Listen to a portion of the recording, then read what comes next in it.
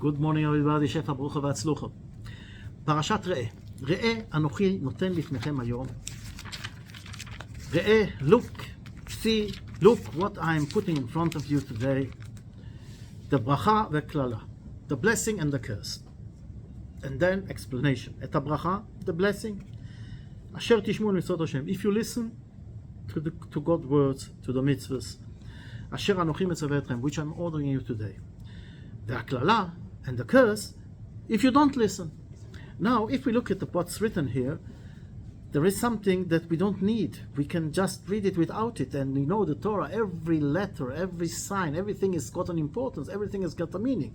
Look, look, I'm putting in front of you the blessing if you hear to God, and the curse if you don't hear to God. We understand it. So why the Torah is telling us, look, I'm putting in front of you the blessing and the curse, and then the explanation of the blessing if you hear to God, the curse if you don't hear to God, etc., etc. So we don't need the first blessing and curse. You're explaining it, so why do we need the blessing and the curse? And very interesting enough is that if you look at it, the blessing is and the curse. And the meaning is sometimes like it looks like the blessing is a curse or the curse is a blessing. What does it mean? What, a blessing can be both a curse and a blessing? Okay, the explanation then says it's a blessing if you go in the way of God, but still there is a problem. We have this title, and the title is connected like it looks that the blessing is also a curse, or the curse is also a blessing. In order to understand how can it be that the same thing can be a blessing and a curse, let's tell you a story. You told it for many times. This guy had a very, very big business deal to close in China. And he ordered the tickets and everything was okay. He's going to the airport. In the middle of the way, an accident. A traffic jam. Oh, wow. It took him hours to get to the airport. He missed the flight. Couldn't believe it. This is a deal that would help him for many years, like give him parnasa for quite a few years. And then he hears that his competition that didn't have a place on the plane, he was on the waiting list, he took his place. And he's going to win. He couldn't believe it. What a curse. From the other side, the friend comes to the airport on the waiting list, doesn't know what to do. Wow, what? Suddenly he hears there is a empty place. Somebody didn't come to the flight, he can go on it. And he went on it and he says, wow, now I'm going to get this deal instead of my competition. 2 hours later, the plane crashes. So, the one who thought it's a blessing, it was really the worst curse that can be. And the one that thought it's a curse, it was the greatest blessing in the world. He was saved. He saved his life. So, what do we know? What is a blessing? What is a curse? That's the first thing. Then, we have to understand that sometimes, when we look at things, we think it's a blessing, but it's really a curse. We think it's a curse and it's really a blessing. It's like Or HaChaim HaKadosh brings this story about this old guy sitting in front of two ways. The first way, the first road, is an unbelievable road. Flowers, greenery, straight, nice. The second road, unbelievable, with holes and stones and really terrible place. What would you choose? Of course I'm going to choose the nice way. I'm not going to go in this terrible way. I can, chas v'sholem, something can happen. This is the terrible way. But the guy that sits there says, be aware. You see this nice road? This nice road, 2 kilometers from here, it changes to the worst road you can imagine. You will not survive the road. It's a terrible road. Holes, canyons, bricks, rocks, everything, and you cannot believe the road. From the other side, this road that looks terrible, 1 kilometer you go, and then it's the most beautiful way that you see, with water running, and greenery, and flowers, and trees, and straight road, very convenient. Now what would you choose? And that's exactly the point. There are those who choose the joys of this world. It looks nice. Let's enjoy life. Let's do what we want to do. But then, the beginning is nice. They enjoy all the materialistic stuff of this world. But then, Olam Haba. What's about Olam Haba? What's about the next world? The next world, there's going to be hell for them. From the other side, sometimes it looks when you do the mitzvahs, oh, it's hard to do the mitzvahs. What should I do? What should I do? Why should I do this? But if you do the mitzvahs and you go in the way of God, as God is telling us in this parsha, you will win. Because eventually the road will change and you will have a beautiful next world. And even this world, by the way. But the idea is to make us understand that not everything that looks shiny is good. And you know, so many stories I can tell you. Like, I knew this guy. He had a metal factory, and he won a very big thing, like to supply to Ma'atz, which is for the state of Israel, Moetzet Avodot Tziburiot, that they supply to the schools. Talking about thousands of desks and chairs, metal frame, and with formica on top, wood on top. He went on this michraz and he won. But he thought he's the lucky guy in the world, big money. Unfortunately, when he realized that he cannot in his small place manufacture this quantity. So he took a place 4 times bigger, and he had to buy also more machines. And eventually, when he started doing all the calculation, what he did, he understood that if he's going to go on, he's going to lose everything. So what did he do? The thickness of the pipe, he took half the thickness that he should have done. The frame. He didn't understand. You know, you're not playing games with the state, because they send inspectors before everything is going to be manufactured to see the samples. And they immediately took the frame and turned it upside down and looked inside to see the thickness of the frame. And they realized that the thickness is half of what it should be. So they canceled it. They said, sorry, you cannot do this. You have to do it in the right way. I'm not going to cut this story short. Unfortunately, he lost all his business. And with a big debt to the banks, etc. So when he won it, he thought, wow, what a great thing. But eventually what happened? It was the worst thing that could happen. From the other side, sometimes in business, you have bad times. But in those bad times, you see what's the problem. And then, after you realize what's wrong, you go on and you realize that those bad times were really the best thing that happened to you. This is Re'eh Anochi. We should look and see what it is in front of us and understand and realize that not everything is like it looks from the outside. There are a lot of things that we have to understand what's behind it. And don't be short-sighted. Don't think about the 5 minutes or the 10 minutes or the week or the 2 weeks. Think about what's going to happen in the future. What are going to be the results of your decision today? And in order to do this, you have to imagine it, to have a picture. That's why it's written here, Re'eh. Re'eh is not written here, Shema Yisrael. Normally, Im Shamot Shema, if you will hear. Why is written Re'eh? To see, because one picture is more than 1,000 words. But even if you don't see the pictures, tells him the Torah, look at it.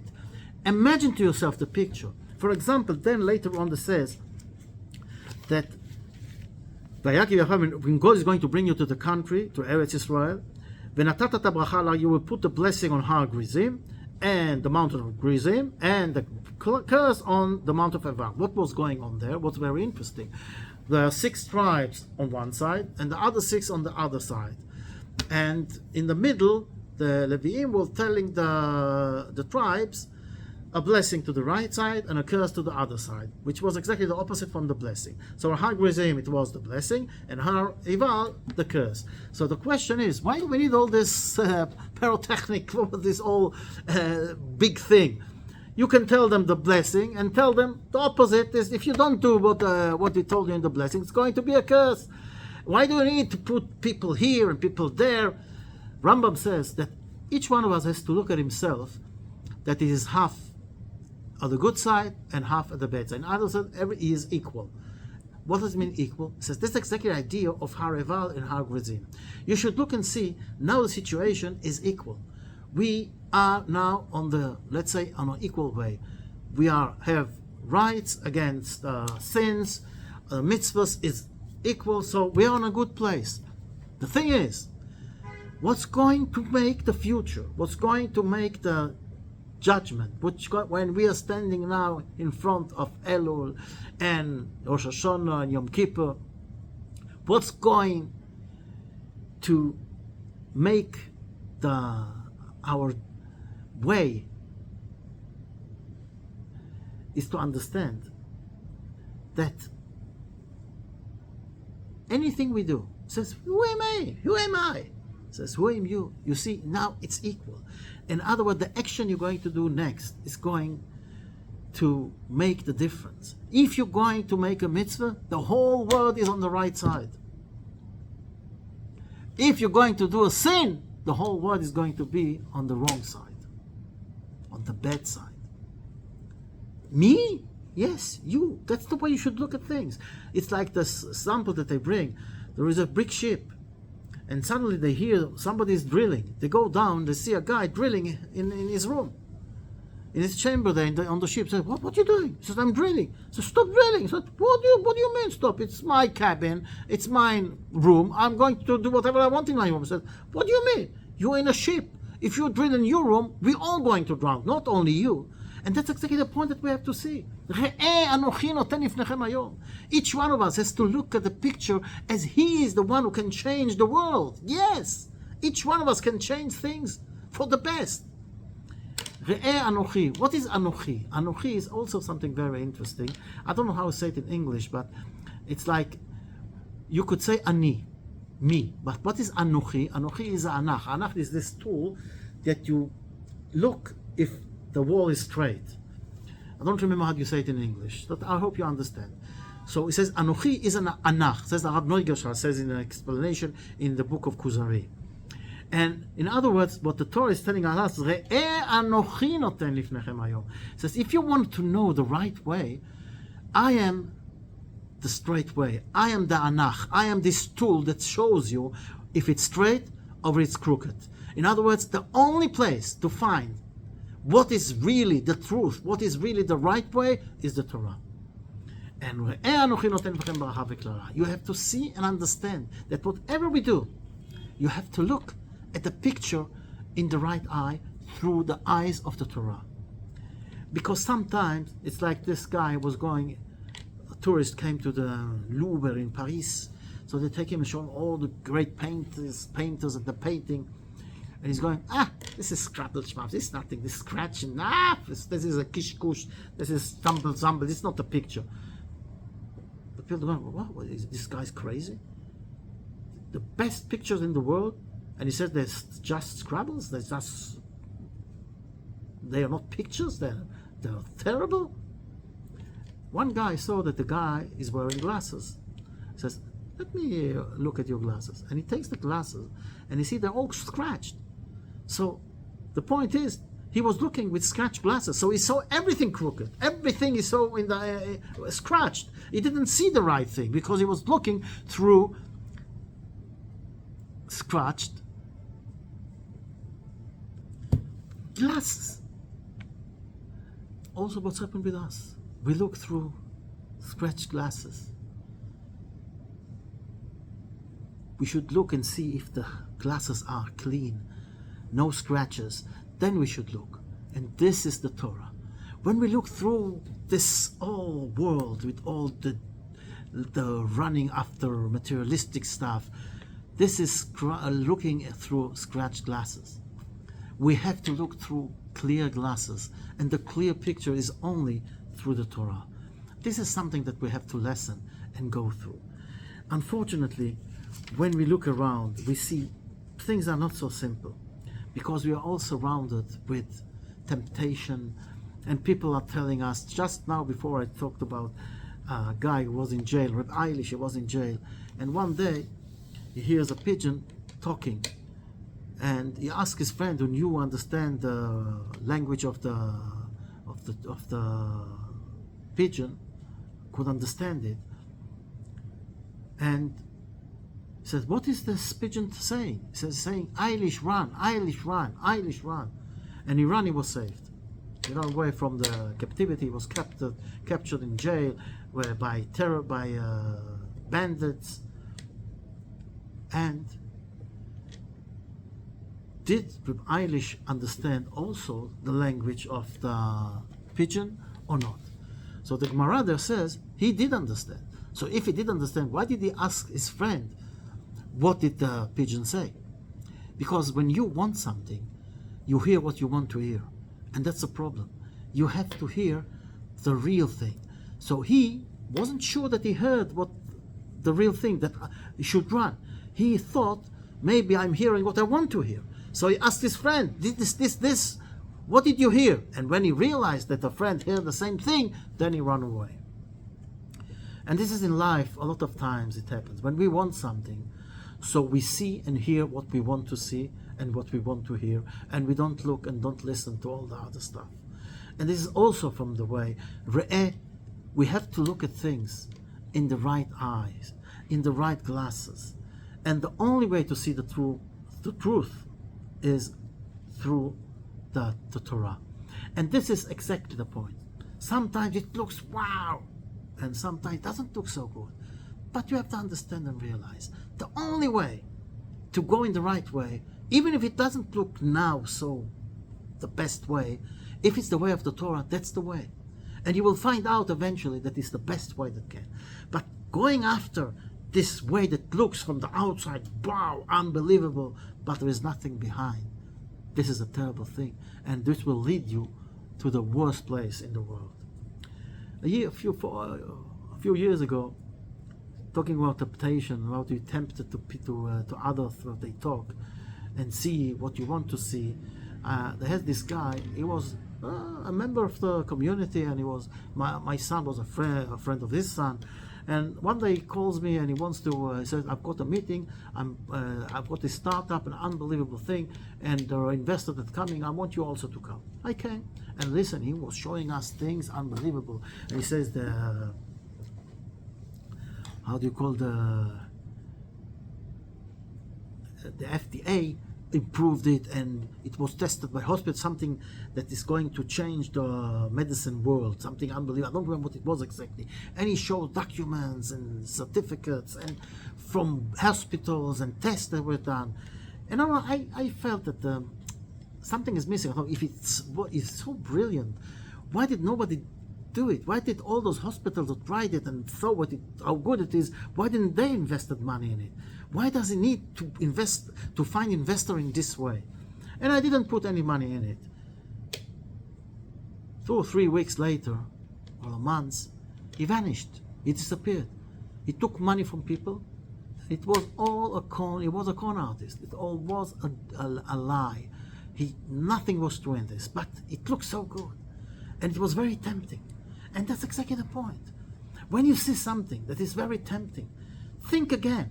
Think, what is it going to lead? Where is it going? What is behind it? If something is too good, look what it is. If you see something that you like and you want, check if it's the right thing to do. Says God. Look, I'm putting it in front of you. It's a blessing or a curse. It depends what you're going to do with it. What way you're going to do, what way you're going to choose. The way that looks in the beginning unbelievable, or the way that looks not so good in the beginning. What's going to happen later on? And so how do I know? To the Torah. And the Torah is telling us, Et habracha, it's going to be a blessing, asher tishmor mitzvot Hashem Elokeichem. If you're going to listen to God and do the mitzvahs that God is ordering us to do, then it's a blessing. V'haklala, and a curse if you don't listen to God. If you go on other way, if you are tempted to go in those things that look from the outside beautiful, but there's nothing behind. If you are tempted to the joys of this world, and because of it, you stop doing the mitzvahs and you go in the wrong way. So it's in our hands, the blessing or the curse. I hope that each one was going to see. In order to really, it's to imagine, to take the power of imagination and see it in our minds, see the picture, like we talk about Hareval Hagrizim. See the picture and realize that things are not always as they look from the outside. So imagine to yourself the picture and what's behind it, and then you will find out that if you go in the way of God, it's going to be a blessing. If you're going in the way of other gods, you don't listen to God and don't do the mitzvahs, then unfortunately you're going to the wrong way. Look and listen. All the best. Yom Tov and Shefa Bracha Batzlacha.